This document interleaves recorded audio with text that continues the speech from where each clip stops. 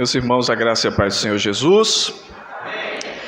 Deus seja louvado. É uma alegria poder ver a gurizada louvando ao Senhor. E a gente fica feliz, porque às vezes a gente sente que o mundo vai piorando, a cultura vai piorando, e a gente tem a sensação de que todo trabalho vai ser perdido, mas é só uma sensação. O Espírito de Deus cuida da igreja, Deus não fica sem testemunha, passando a nossa geração, Deus levantará a próxima para louvor da sua glória, e como já temos visto aqui, né, a gente tem um pequeno exemplar da gurizada aí servindo a Deus. Deus seja louvado. Meus irmãos, eu gostaria de que você abrisse comigo a sua Bíblia no Evangelho segundo escreveu Mateus,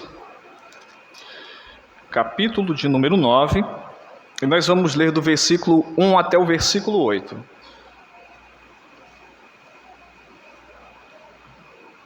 Mateus capítulo 9, versículo 1 ao 8, um texto bastante conhecido da igreja. A gente vai fazer a leitura, e se você puder, permaneça com a sua Bíblia aberta para ir comparando o texto juntamente comigo. Mateus capítulo 9, primeiro livro do Novo Testamento, versículo 1 ao 8. O texto diz o seguinte: entrando Jesus num barco, passou para o outro lado e foi para a sua própria cidade. E eis que lhe trouxeram um paralítico deitado no leito. E vendo-lhes a fé, Jesus disse ao paralítico: tem bom ânimo, filho, estão perdoados os teus pecados. Mas alguns escribas diziam consigo: este blasfema. Jesus, porém, conhecendo-lhes os pensamentos, disse: por que cogitais o mal no vosso coração? Pois qual é mais fácil, dizer: estão perdoados os teus pecados, ou dizer: levanta-te e anda? Ora, para que saibais que o Filho do Homem tem sobre a terra a autoridade para perdoar pecados, disse então ao paralítico: levanta-te, toma o teu leito e vai para a tua casa. E levantando-se, partiu para a sua casa. Vendo isto, as multidões, possuídas de temor, glorificaram a Deus, que dera tal autoridade aos homens. Amém. Irmãos, eu gostaria de pensar com vocês sobre o seguinte tema: alegria para a alma e esperança para as circunstâncias. Alegria para a alma e esperança para as circunstâncias. Não é difícil a gente perceber que as pessoas estão buscando alegria frequentemente. É natural nosso. As pessoas buscam alegria frequentemente. Aquelas que não buscam, geralmente estão padecendo de circunstâncias infavoráveis e até, às vezes, transtornos psicológicos. Mas o nosso natural é nós buscarmos alegria, porque faz parte da nossa natureza. E falando em termos naturais ainda, nós sabemos que o cérebro, eu fiz uma pesquisa rapidinho, o cérebro ele recompensa o nosso organismo com bem-estar, com sentimento de prazer quando nós estamos vivendo momentos de alegria. Então, essa inclinação para buscarmos alegria é uma coisa natural, inerente ao ser humano e à existência. Só que a gente vai percebendo que prazeres momentâneos não são suficientes para sustentar a alma. E a gente pode perceber que nem toda busca de alegria ela é válida, apesar de ser natural. Ela pode não ser válida porque o encontro dessa alegria pode ser conseguido em coisas que são alheios à vontade de Deus, fora dos parâmetros que Deus estabeleceu para o seu povo. Como eu disse, prazer momentâneo não sustenta a alma. E o ser humano, nessa busca, ele tenta preencher o vazio com coisas passageiras, com coisas transitórias, com coisas que são, como diz Salomão no livro de Eclesiastes, são vaidade. Que vaidade, numa tradução literal, quer dizer também, dentre outras coisas, bolha de sabão. Coisas frágeis, coisas supérfluas, coisas sem fundamento, coisas sem constância. E a gente percebe que muitas pessoas, na busca incessante e constante desse tipo de alegria, eles acabam vivendo uma vida de intensidade, mas sem muita profundidade. Intensidade sem profundidade. E eles acabam trocando propósito por distração. Isso é um problema porque, naturalmente, como eu disse, o ser humano ele busca alegria, busca formas de prazer. E é até entendível quando os ímpios começam a buscar essa alegria em coisas alheias a Deus, porque eles não estão em Deus e nem Deus neles. O problema é quando essas coisas começam a envenenar o coração do povo que serve a Deus, do povo que foi alcançado pela graça do Senhor. E aí o que acaba acontecendo conosco ou entre nós é que a gente, conhecendo a Deus, buscando essas fontes de alegria distante de Deus, nós acabamos trocando propósito por distração. A gente acaba abandonando o propósito que Deus estabeleceu para que vivêssemos de acordo e acabamos por nos distrair com coisas que estão nos distanciando de Deus. E no texto que nós lemos, nós vamos perceber que nós podemos ver o conceito verdadeiro de alegria e de esperança. E pensando nisso, eu vou dizer 4 coisas aqui para pensar juntamente com você. Em primeiro lugar, nós vamos ver que Jesus vê aquilo que é principal, que é fundamental, que é anterior a todas as coisas. Em segundo lugar, nós vamos ver que Jesus deseja que nos alegramos com essas coisas que são principais. Nós vamos ver isso no texto. Em terceiro lugar, nós também vamos ver, porque o texto nos demonstra que os infiéis sempre maldizem a graça, o perdão, a bondade, a manifestação da misericórdia de Deus. Em último lugar, nós vamos ver que Jesus é poderoso para mudar as nossas circunstâncias. Em primeiro lugar, como eu disse, Jesus vê aquilo que é principal. Veja comigo o versículo de número 2. Vamos lá. E eis que lhe trouxeram um paralítico deitado no leito. Está ali, que coisa boa. Coisa boa. Rapaz, eu acho que está melhor por aqui do que lá no PC. Versículo 2. E eis que lhe trouxeram um paralítico deitado no leito.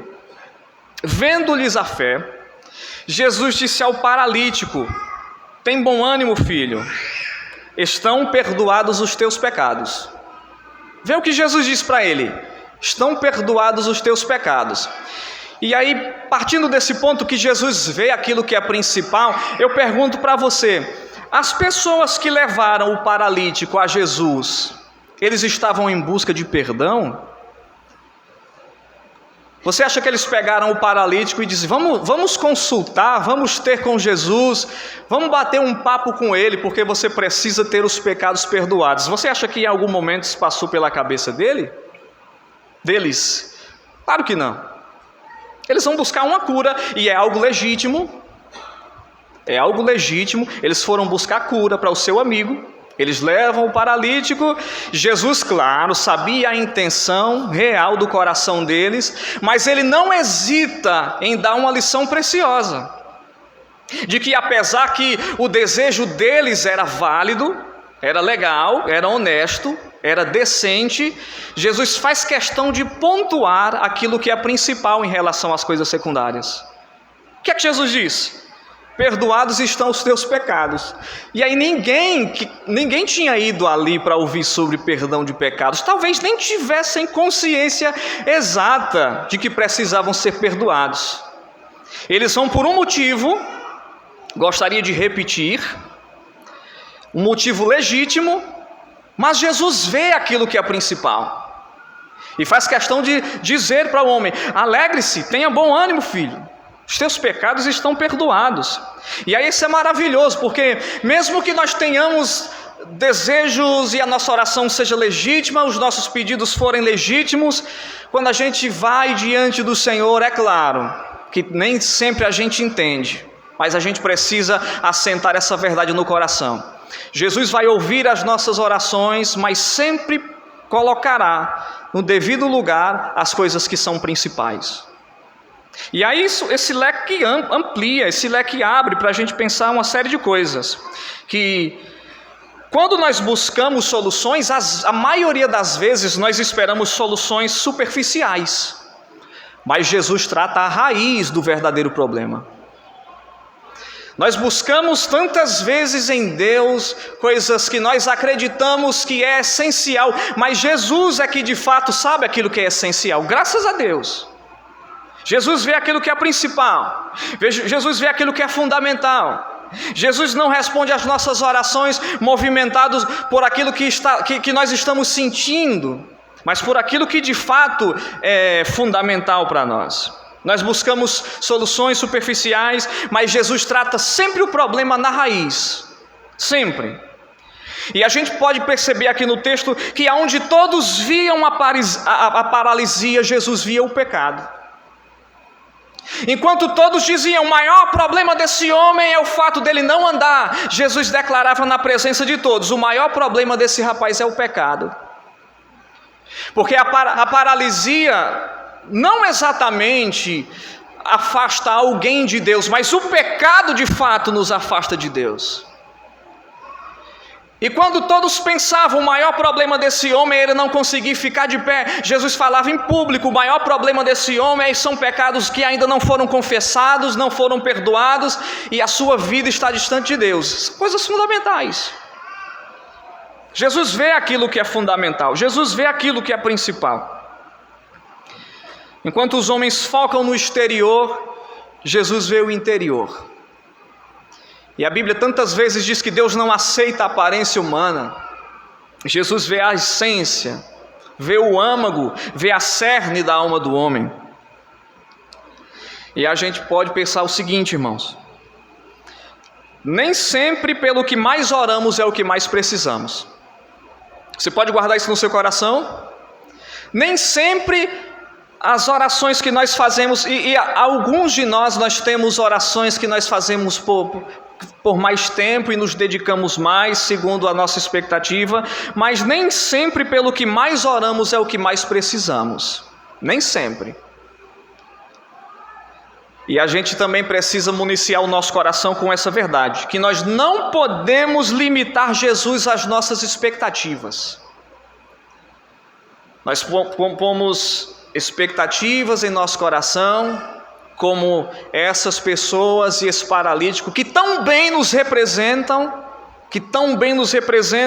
e nós às vezes colocamos as nossas expectativas nas nossas orações, que são legítimas da mesma forma que eles, mas só Jesus de fato vê aquilo que é principal, vê aquilo que é fundamental. Enquanto eles pensavam no agora, Jesus pensava na eternidade. Repito, enquanto eles pensavam na situação temporária do homem, Jesus pensava na vida que o homem deveria desfrutar eternamente da presença de Deus. Isso se aplica a nós também hoje, que tantas vezes nós pensamos no agora. Senhor, eu preciso disso agora. Senhor, se o Senhor me respondesse isso agora. Senhor, se essa porta fosse aberta exatamente agora. E às vezes a gente tem uma expectativa até válida, mas Deus não responde às nossas orações, pelo menos não até agora, segundo as coisas que nós esperamos. Mas isso não significa que Ele não está nos ouvindo. A verdade é que Deus sempre põe em seu devido lugar aquilo que é principal em relação às coisas secundárias. Isso vale um amém? Isso vale um amém? Jesus sempre vê aquilo que é principal. Sempre. Então a gente precisa trazer essa verdade em nosso coração. Nós temos desejos legítimos, orações sinceras, desejos válidos, preciosos, virtuosos, mas Jesus vê aquilo que é fundamental. Jesus falou para o rapaz: alegre-se, tenha bom ânimo, filho, seu pecado foi perdoado. Não tinha falado ainda, pelo menos ainda não, sobre a paralisia do rapaz, mesmo que soubesse por que eles ali estavam. Em primeiro lugar, Jesus vê aquilo que é principal. E em segundo lugar, Jesus não somente pontua as coisas que são principais, como ele também manifesta desejo de que a gente aprenda a se alegrar dessas coisas que são principais. Veja ainda no versículo de número 12, vamos ler mais uma vez. Eu queria que você lesse comigo aqui o que Jesus falou ao paralítico. Vamos lá? Tem bom ânimo, filho. Somente essa parte, você pode repetir? Tem bom ânimo, filho. Tem bom ânimo quem? Que coisa, hein? Filho. Então vê como Jesus vai pontuando as coisas principais. Eles estavam ali por causa da paralisia. E aí Jesus diz: tem coisa mais importante para resolver. Primeiro, vamos perdoar o pecado desse rapaz, porque é o maior problema dele. Segundo, Jesus faz questão de que eles saibam que a partir do perdão, ele deveria viver agora como filho de Deus. Tem bom ânimo, filho. Olha como Jesus vai pondo a mesa para que os seus servos desfrutem dessas verdades, se alimentem dessas verdades. Ele faz questão de falar sobre o perdão concedido e chama o moço de filho, para que ele entendesse que ele pertencia agora à família de Deus. Que agora ele deveria viver como filho. Que agora ele deveria municiar, nutrir, alimentar o seu coração com a certeza da filiação e a quem ele pertencia. E nós, meus irmãos, da mesma maneira. Se nós somos perdoados, nós somos filhos do Pai que está nos céus. São coisas principais. E antes de tudo, Jesus deseja que nós aprendamos a nos alegrar com essas coisas. Que nós somos filhos dele. Nós somos filhos do Senhor. Antes de curar o paralítico, Jesus recomendou bom ânimo pelo perdão concedido. Jesus diz: tenha bom ânimo. Talvez algumas pessoas pensassem: tá, mas a alegria dele era que o Senhor curasse as pernas dele. Mas como Jesus está pondo as coisas em seu devido lugar, ele também está ensinando: comece a se alegrar nas coisas que Deus já começou a fazer em seu coração. Tinha cura para as pernas? Aqui nesse ponto ainda não, mas já tinha perdão para aquela alma. Por isso a recomendação: tenha bom ânimo. Resolveu os problemas das pernas? Ainda não, mas tenha bom ânimo, porque você foi perdoado. Isso também se dimensiona a nós. Quantas orações nós temos feito a Deus, meus irmãos, e ainda não foram respondidas. Mas nós fomos perdoados pela bondade e pela graça de Deus. Então a gente precisa, não estou dizendo que devemos parar de pedir as coisas que nós precisamos, mas nós precisamos ouvir a voz de Jesus ecoando para nós aqui nessa data de hoje, dizendo: eu sei do que você precisa, mas tenha o coração animado, porque vocês são filhos e foram perdoados por Deus. Nós precisamos aprender a nos alegrar com essas coisas principais. Jesus conecta essa alegria à filiação. Tenha bom ânimo, filho. Por isso que a alegria do mundo é supérflua, passageira, transitória, porque eles não pertencem a Deus. E a nossa é verdadeira, firme e eterna, porque nós somos filhos daquele que permanece para sempre. São coisas bem diferentes, meus irmãos. Enquanto eles buscam essa alegria, não a terão nunca. Mas nós a temos já exatamente agora, porque Jesus atrelou essa alegria à nossa filiação. Nós pertencemos a Deus. Essa alegria também aponta para uma restauração espiritual. E a gente precisa entender, meus irmãos, que a maior razão da alegria não é o que Deus faz do lado de fora, mas é o que Deus faz por dentro de cada um de nós. E geralmente a gente de vez em quando fala, e aí eu também me incluo. Infelizmente, porque a gente gostaria de ser melhor, mas eu também me incluo. E eu gosto de dizer que me incluo porque às vezes a gente tem a sensação de quem está pregando está dando conselhos aos ouvintes. E não é exatamente uma palavra do pregador para os ouvintes, é uma palavra de Deus para todos nós. E aí por isso que eu me incluo.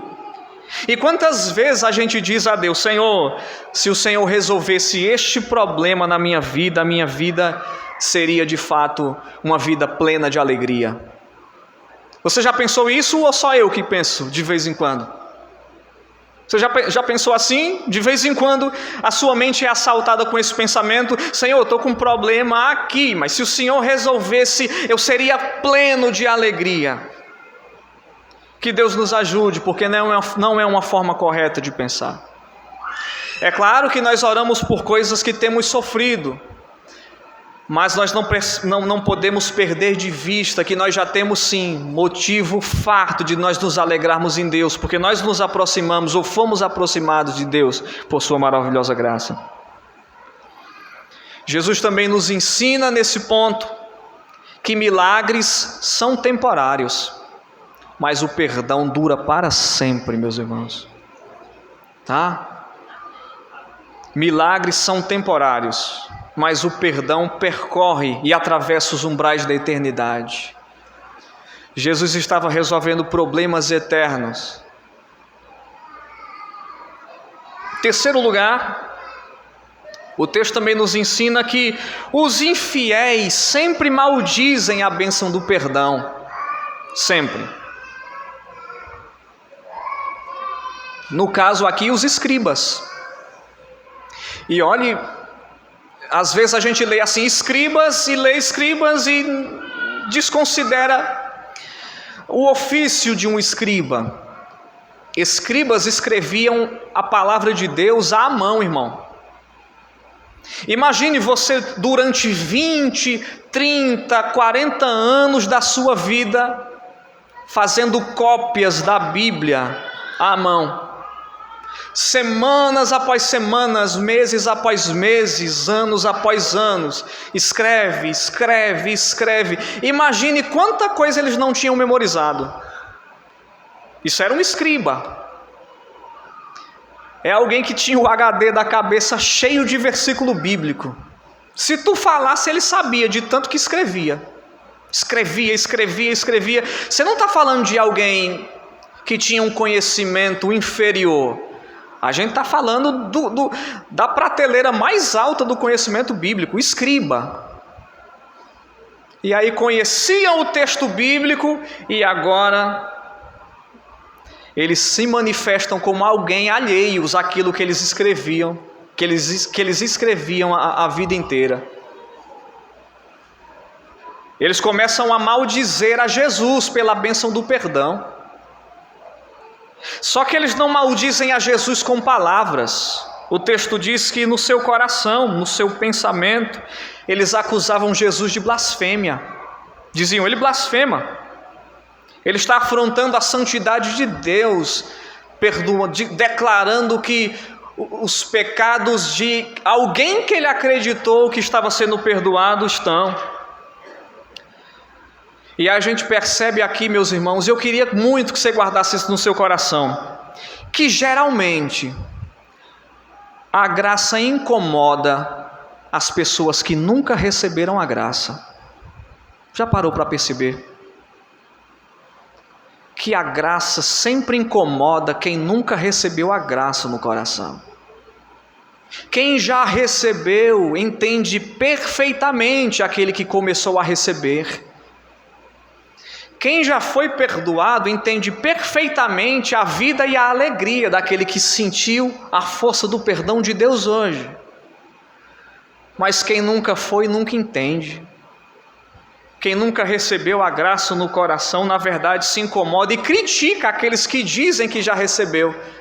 Você já viu como os ímpios olham para nós, que servimos a Deus e temos a alegria do perdão? Se a gente declarar como Paulo, não há mais condenação para nós, porque tudo já foi perdoado em Cristo, eles nos chamam de orgulhosos. Se a gente declarar que nós vamos estar com o Senhor na eternidade, porque nós cremos, nós temos fé, que nós vamos em tempo oportuno sermos levados para Deus e passaremos uma vida em eternidade com o Senhor, eles nos chamam de arrogantes. E a gente percebe que a mesma graça que perdoa uns revela o coração daqueles que não a têm.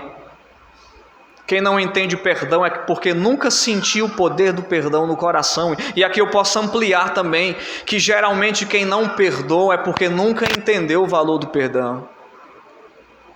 A graça sempre incomoda aqueles que nunca a receberam.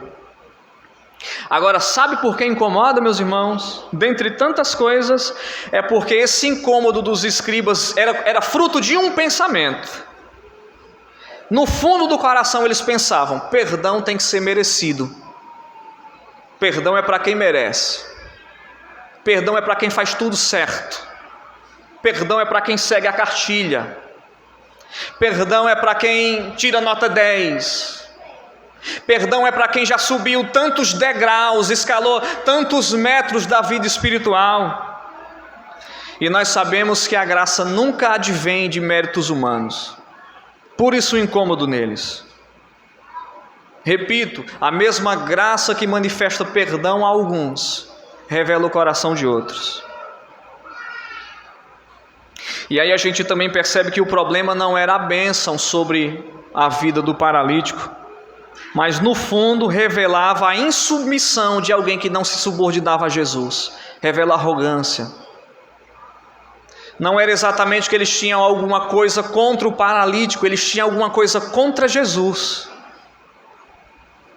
Não é porque eles estavam contrários ou não tinham exatamente talvez uma certa expectativa de que de fato aquele rapaz tivesse as pernas restauradas, mas é que no fundo do coração eles não se subordinavam àquele que os havia criado, não se subordinavam a Jesus. E os infiéis, meus irmãos, desprezam tudo que eles não conseguem controlar. Os escribas certamente pensaram: esse perdão não veio do nosso sistema religioso, então ele não é verdade. E os infiéis religiosos geralmente pensam: da onde é essa pessoa que diz que foi perdoada? De tal lugar, então não pode ter sido perdoado, porque ele não faz parte do meu sistema religioso. Porque ele não congrega na minha igreja. Porque a teologia dele não é igual à minha, então ele não pode ter sido perdoado, porque a minha teologia é a mais certa, é a mais alinhada, é a mais bíblica, é a mais excelente. E a gente percebe que no fundo isso são palavras de hipocrisia, como os escribas, revelando que quem se contraria à graça de Deus, no fundo é alguém que nunca recebeu essa graça. Quarto lugar, Jesus muda as circunstâncias. Versículo de número 6. Eu queria que você lesse em coro para mim, por favor. Vamos ler o versículo 6? Ora, para que saibais que o Filho do Homem tem sobre a terra autoridade para perdoar pecados, disse então ao paralítico: levanta-te, toma o teu leito e vai para... Jesus pontuou as coisas principais. Nós vimos. Eles foram a Jesus desejando cura física. Receberam coisas principais. E isso é maravilhoso porque Jesus pontua as coisas eternas, mas não mostra desprezo. Não mostra desprezo pelas coisas temporais. Porque no fim das contas ele acabou curando o rapaz. Irmão, isso deve gerar tanta esperança em nosso coração.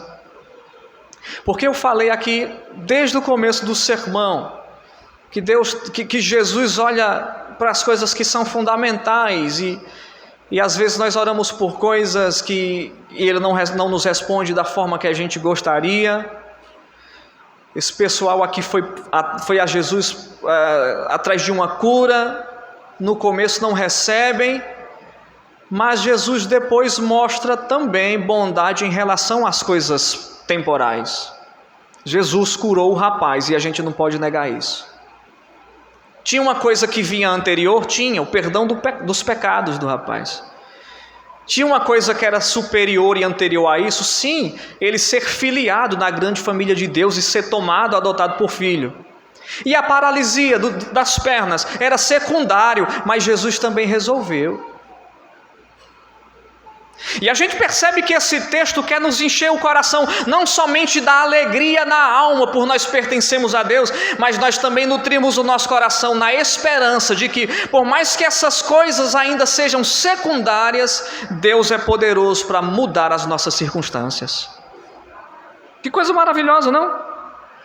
Mesmo deixando claro as questões principais, Jesus curou o paralítico. Se você perguntasse para Jesus, o principal é curar esse rapaz? Não, mas eu vou curar a si mesmo.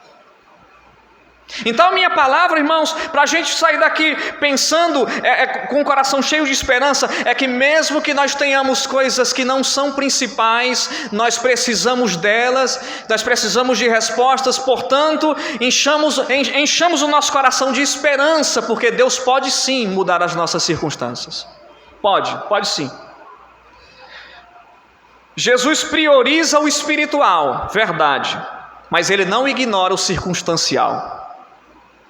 Gostaria de repetir, Jesus prioriza, põe em primeiro lugar aquilo que é espiritual, mas não mostra desprezo, Ele não ignora o circunstancial.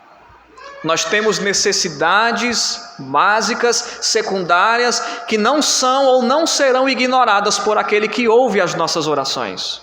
Então tenha esperança, meu irmão. Tenha ânimo em Deus, alegria na alma pelo perdão e esperança na expectativa de que Deus pode sim resolver o seu problema.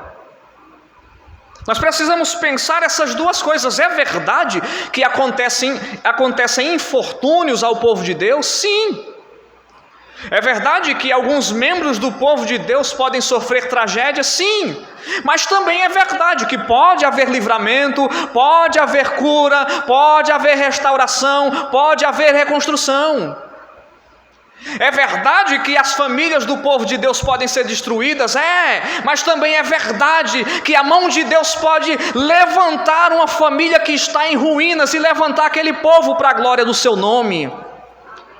É verdade que um cristão pode morrer de câncer?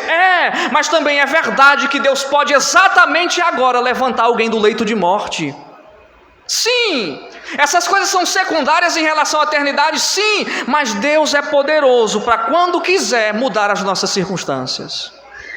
Deus pode sim mudar a sua vida, meu irmão.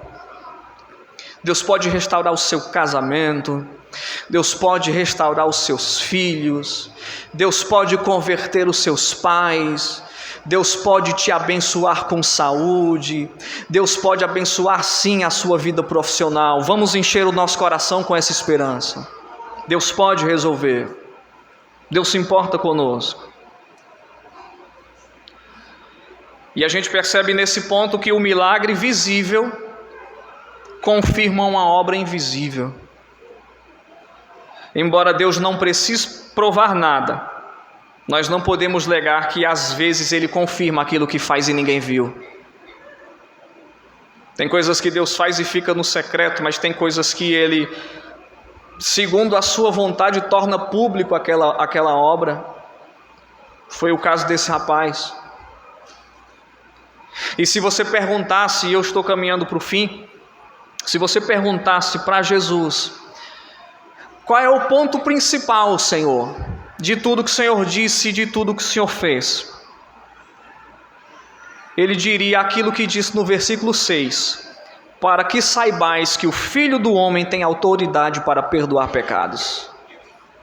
Para que saibais, no fundo, é para que nós tenhamos consciência de quem Jesus é. Para que saibais, para que saibamos. E a gente percebe que Jesus tem poder sobre a alma, porque Ele perdoa pecados. Ele tem poder sobre o corpo, porque Ele cura a paralisia. Ele tem poder sobre o que é temporário, e Ele tem poder sobre aquilo que é eterno. Jesus é Senhor da vida e da morte para todo sempre. Então, irmãos, concluindo, a gente recapitula, faça algumas considerações finais. Quando a gente lê esse texto, em primeiro lugar, nós precisamos entender que Jesus vê aquilo que é principal, e a gente precisa ir junto. O que é principal? O que é fundamental? O que é o meu ponto de partida, por meio do qual eu posso pensar outras coisas que dali derivam? O que é fundamental? E a gente começar dali. Tudo que a gente faz começar dali. Segundo lugar, entender que Jesus tem a expectativa de que nós aprendamos a nos alegrar com aquilo que nos foi dado, aquilo que é principal. Terceiro lugar, para a gente não estranhar as pessoas que não têm a graça, porque elas vão criticar você e a mim que já a recebemos, como os escribas. Quarto e último lugar, a gente precisa nutrir o nosso coração de esperança, de que mesmo que Jesus tenha prioridade nas coisas espirituais, Ele também mostra que não ignora o nosso circunstancial. Portanto, meus irmãos, nós precisamos nos alegrar nas questões principais. Sim, tenhamos alegria em sermos filhos de Deus. Tenhamos alegria no fato de que nós somos perdoados pelo Senhor. Tenhamos alegria de que Ele nos deu o seu selo, que é a presença do seu precioso e bondoso Espírito que está no nosso coração, que é o seu amor que nos foi dado. E também tenhamos esperança nas questões circunstanciais. Não perca a esperança. Não perca a esperança. Você pode pensar o seguinte: tá, mas pode ser que Deus não me responda. Tá, mas pensa do outro lado também, pode ser que Ele responda. Sim, pode ser que Ele resolva. Então é melhor ter esperança. Creia na bondade de Deus. Não desista de orar, peça. Foi o próprio Jesus que disse: aquele que pede, recebe. Aquele que busca, encontra. E ao que bate, abrir-se-lhe-á. Insista, persevere. Seja teimoso no melhor sentido da palavra. Alegre-se em Deus pelas coisas que Ele já fez. E também tenha esperança naquilo que você espera que Deus faça aqui, ainda já nesse tempo. Naquilo que é transitório. Por mais que seja transitório, são coisas que nós precisamos e oramos. Que Deus possa encher o nosso coração com essa alegria e esperança, para louvor da sua glória. Deus abençoe a igreja.